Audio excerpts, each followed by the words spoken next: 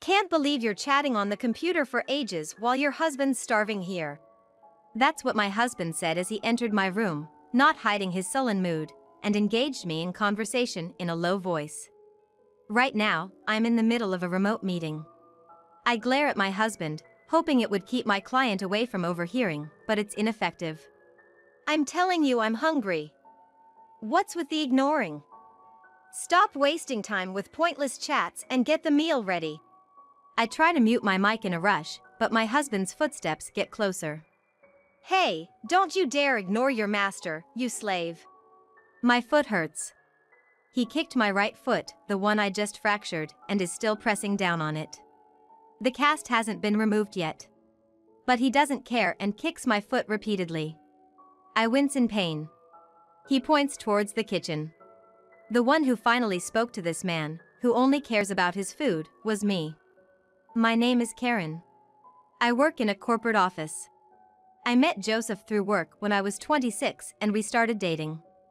Joseph was 10 years older than me, but I was attracted to his mature, calm demeanor and kindness. When we were dating, Joseph was always gentle, and we hardly ever argued. We got married after 2 years of dating without any major issues. I thought it was the happiest time of my life. But then, Joseph's attitude changed overnight. That day, I was late from work and hurried back from the supermarket. Joseph had already gotten home and was relaxing on the couch, watching TV. I'm home. You're already back, Joseph. I just bought groceries, I'll quickly make you dinner. When I spoke to Joseph, he turned to me with a sullen face. You're late. You're going to cook now? I'm starving here. Stop wasting time.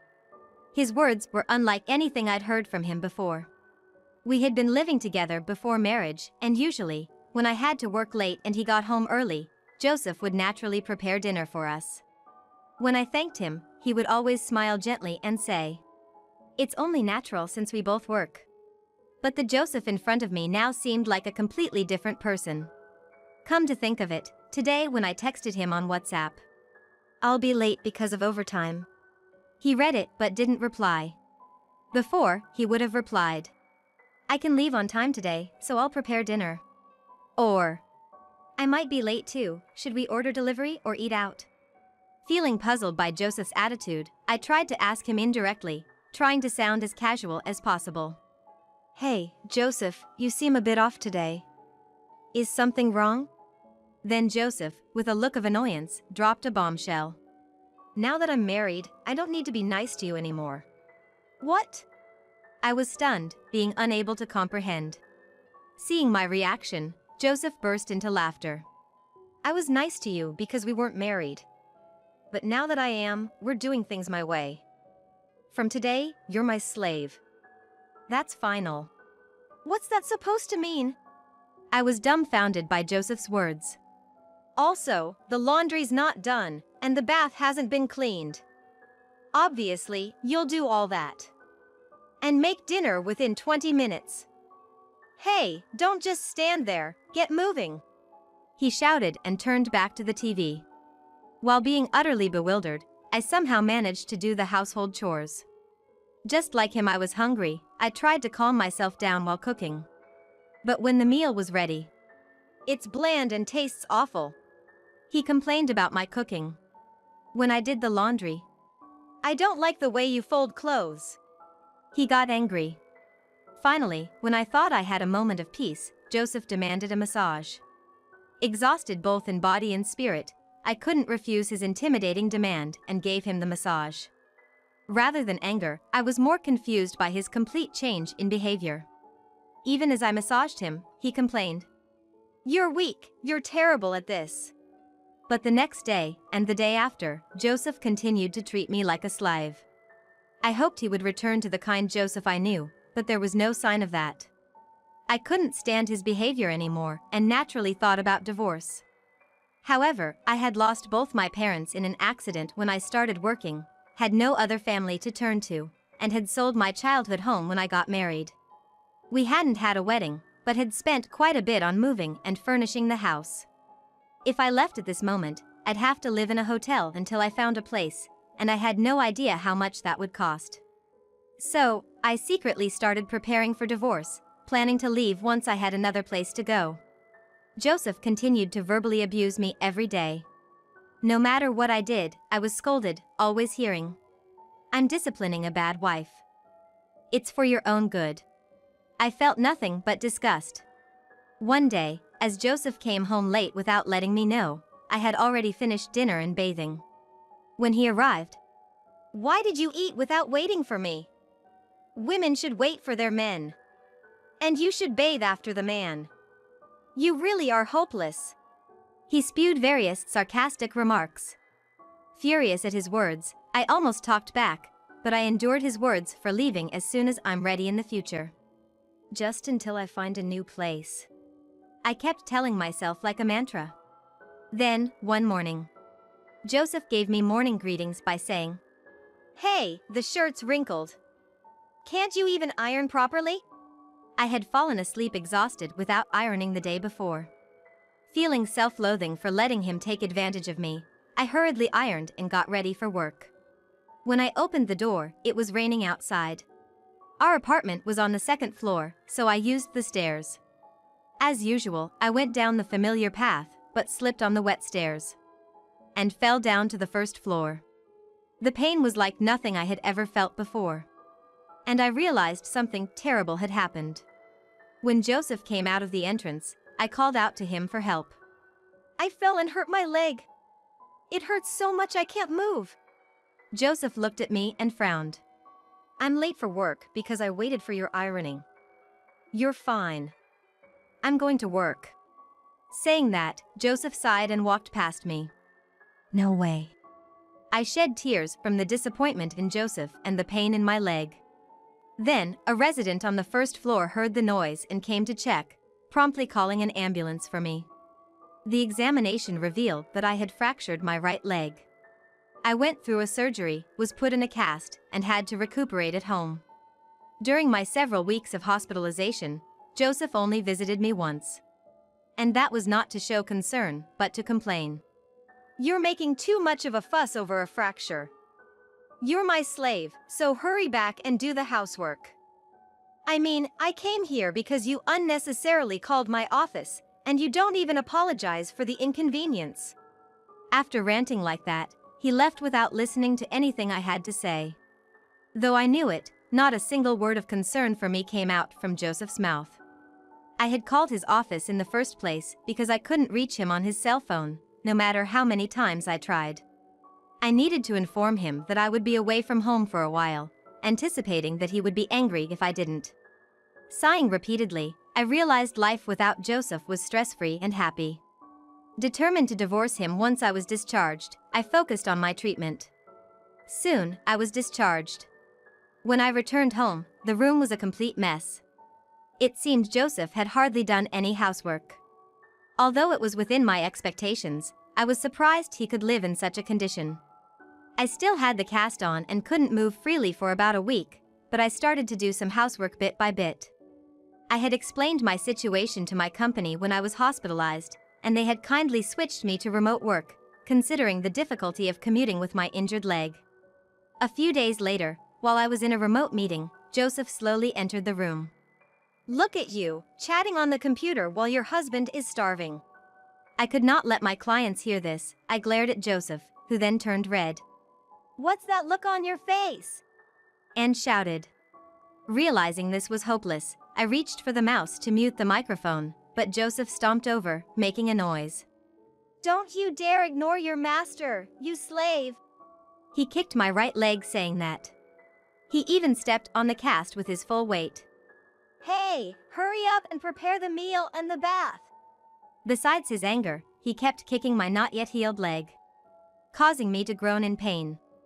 "Flirting with other men after all this trouble you've caused me? You still don't understand who you belong to." Then, my partner on the meeting call spoke up sternly to Joseph. "Is that all you have to say?"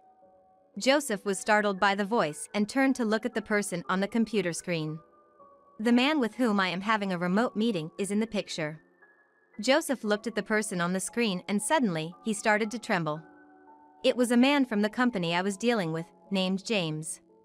"James, are you in the middle of a meeting?" Joseph asked in a quavering voice. Actually, my company and Joseph's company were in business relations, and James was Joseph's boss. Yes. More importantly, I heard you took a leave for caregiving, saying you need to take care of your wife who's struggling with daily life due to a fracture. It certainly doesn't look like that, said James to Joseph. His voice, even through the screen, was filled with anger and disappointment. Yes, Joseph had taken several days off claiming to care for me, but in reality, he had just been sleeping at home. He hadn't cared for me, let alone done any housework, just lying around watching TV. No way! I'm taking care of her. I just got angry because she was ignoring me and talking to another man. Joseph made a clumsy excuse while sweating, but James slowly shook his head. Who do you think would believe such an excuse? While domestic abuse is a private matter, taking leave under false pretenses is unacceptable. James glared at Joseph intensely. Leave the room now, he said. You're interrupting our meeting. Told off by James, Joseph left the room, pale-faced. Then, James and I agreed to have another remote meeting on a different day. There's a chance he might become violent again, he warned sternly, and I ended the call, feeling grateful to James. Joseph, having realized that the call had ended due to the absence of any voices in the room, came to me in anger and complained. Why do I have to suffer because of you? I just got a promotion offer. If I lose it because of this, it's your fault. Slaves don't mess with their masters. Do not push me. Until now, I would have been terrified of Joseph in this state and would have just apologized and waited for him to calm down. But what I had just witnessed gave me strength. Remembering Joseph trembling in front of James, I felt this was the moment. I sighed loudly enough for Joseph to hear and said in a cold voice, "Let's get a divorce." I had been planning to bring up the divorce anyway, as I had already set my sights on a new place. Joseph looked surprised for a moment, but then laughed mockingly. Huh? What are you talking about? You have nowhere to return to. You have no parents or relatives to rely on. You have no choice but to live as my slave. Instead of wasting time with such lame jokes, go and convince James that I'm not the bad guy. This is no joke. I hate the idea of living as your slave. I decided long ago to divorce you, and now that everything is ready, please let's get divorced. As I spoke calmly, Joseph seemed to finally realize I was serious and, his face turning red with anger, he shouted, "Don't be ridiculous. I will never allow a divorce. What do you think I was doing being nice to you during our 2 years of dating? I finally got my slave. I will never let you go. Do you want to be kicked again? If you won't agree to a divorce, I'll send the audio of your abuse to James. That'll do more than just jeopardize your promotion. Your company is strict about compliance, after all." You recorded this? Joseph's eyes widened in astonishment. Yes, but I won't tell you where the recording device is hidden. It would be bad if you took it away from me. Even if you try to force me to tell you where it is, it's useless. If you touch me even a little from now on, I will immediately call the police, I declared firmly, staring him down. After a moment of silence, Joseph gruffly said, "Yeah, I don't want to be with someone like you. Divorce it is then. You have a few days to leave. I'll stay in a hotel until then, so be gone when I get back." Joseph left the house. Relieved. Good, now I can get divorced. I smiled and said. Actually, the recording was a lie. It was a spur-of-the-moment lie because he reacted more strongly to divorce than I expected. Relieved that the divorce would go through, I felt a surge of happiness. In the next few days, I packed my belongings, got the cast off my leg, and successfully signed a contract for the new house I had been eyeing. I left the divorce papers on the table filled out by me, and completed my move. Soon after, I filed for divorce. Feels great to be rid of a woman like you. Just so you know, don't ever send that recorded voice to James. Not just to James, but to no one. I received a message from Joseph. I didn't reply and blocked his number. Thus, my short marriage to Joseph came to an end. Joseph probably just wanted a slave he could control. What does he think people are? He must have thought that once I was married, having no parents, I wouldn't try to escape and would just obey everything. I hadn't noticed Joseph's true nature at all during our relationship. If only I had realized before getting married. I feel disgusted with my inability to judge men. I think I've had enough of romance for a while. 3 months have passed since my divorce from Joseph. My leg has completely healed, and I'm able to commute to work every day. That day, as usual, I finished work and left the office. Just a short walk from the office, someone called out to me. Surprised, I turned around to see a man with a pale face standing there. Joseph?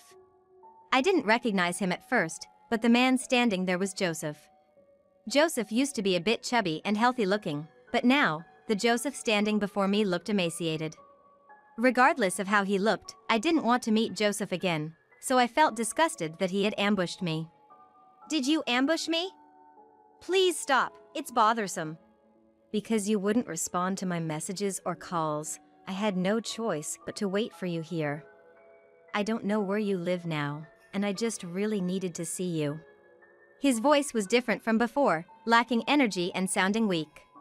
What do you want? You came all this way to see me, so it must be important, right? I have nothing to do with you, though. I asked coldly, and Joseph, his face contorting as if he was about to cry, begged for help. Why should I help you? No thanks. I said that and tried to leave, but Joseph desperately tried to stop me. Then, please, just hear me out. He pleaded. Of course, I had no intention of listening and walked away quickly, but Joseph started talking anyway. The thing is, after our divorce, I remarried a young woman named Sarah. Apparently, after our divorce, Joseph's promotion fell through. He had been drowning his sorrows in a bar when he met a woman in her 20s named Sarah.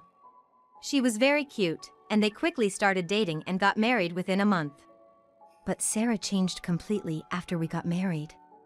She's extremely possessive, emotionally unstable, and if I try to tell her anything, she cries and screams hysterically.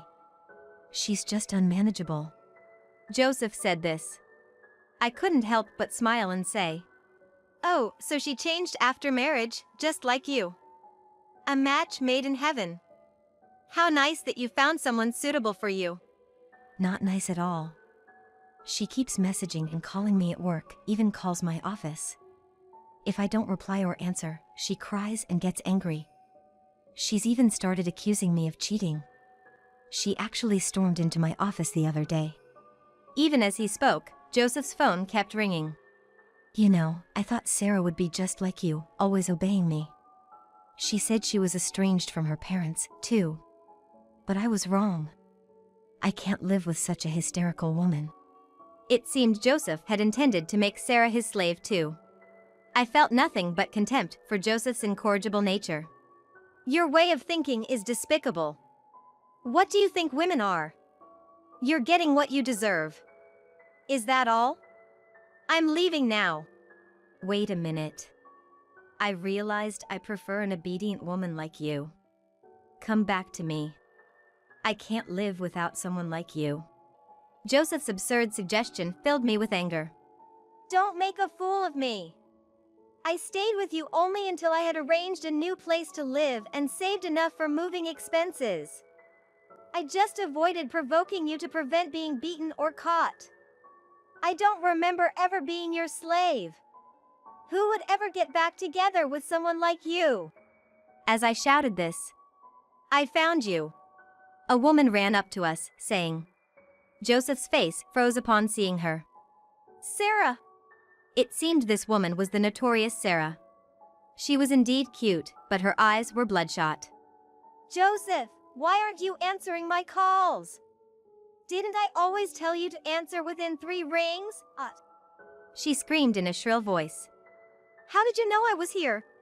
Joseph asked in a trembling voice, to which Sarah casually replied. I installed a GPS app on your phone. So I always know where you are. When did you?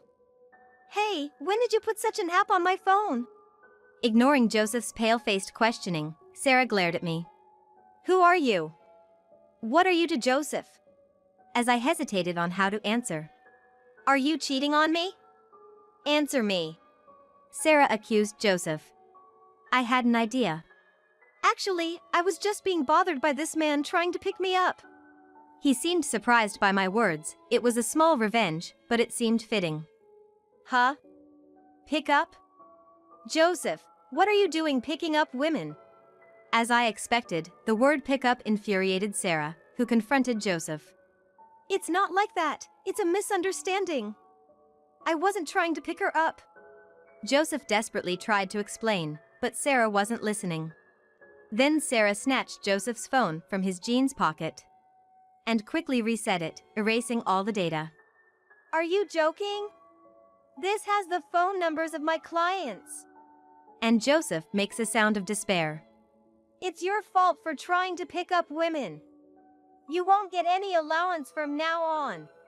Sarah shouted and dragged a dazed Joseph away. After that, Joseph began receiving even more frequent suspicious calls from Sarah at work, and Sarah often visited the office, getting stopped by security. He became quite notorious and seemed to be embarrassed about it.